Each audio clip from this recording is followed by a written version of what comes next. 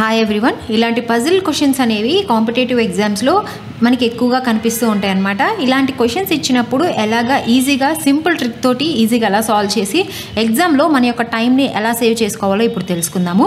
ఇచ్చినటువంటి క్వశ్చన్ చూడండి. If Monday equal to 64, అదేవిధంగా ట్యూస్డే వచ్చేసరికి మనకి 100 అని చెప్పని ఇచ్చారు ఇక్కడ. సో అదేవిధంగా సండే ఎంత అవుతుంది అనేది మనం తర్వాత ఫైండ్ అవుట్ చేద్దాము.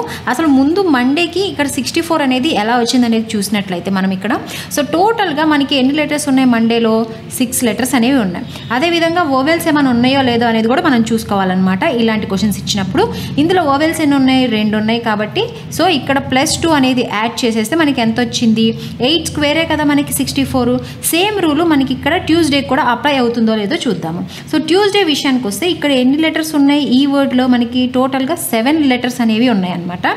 ఓవెల్స్ విషయానికి వస్తే 1, 2, 3 సో టోటల్గా 3 వవెల్స్ అనేవి ఉన్నాయి ఈ వర్డ్లో. సో అప్పుడు ఎంత అవుతుంది? మనకి 10 అవుతుంది. సో 10 స్క్వేరే మనకి 100 అవుతుంది. కాబట్టి అదేవిధంగా ఇదే రూలు నాకు సండేకి అప్లై చేసి మీకు ఎంత అయితే ఆన్సర్ వస్తుందో ఆ ఆన్సర్ని నాకు కమెంట్ బాక్స్లో కమెంట్ చేసేయండి. సో ఈ విధంగా అయితే ఇలాంటి పజిల్ క్వశ్చన్స్ అనేవి ఈజీగా సాల్వ్ చేసి మన ఎగ్జామ్లో టైం అనేది సేవ్ చేసుకోవచ్చు అనమాట.